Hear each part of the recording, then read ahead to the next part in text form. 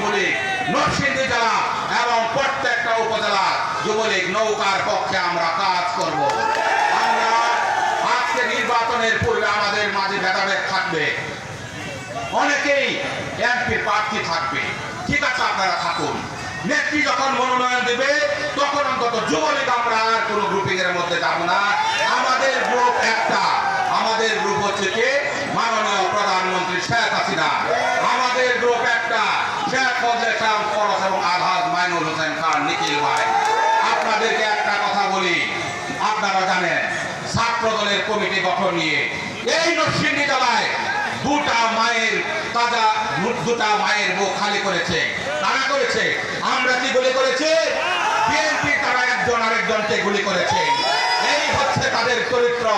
তাদের নেতা কোর্টে এসেছিল জামিন নেওয়ার জন্য, কুকুরের মতো তারা এক গ্রুপ আরেক গ্রুপ